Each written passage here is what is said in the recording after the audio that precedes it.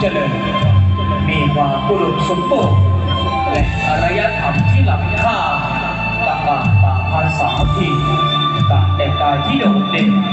ดังดอกสแลงที่พริบมาสื่อถึงความเป็นอีสานส่งกลิ่นออกไป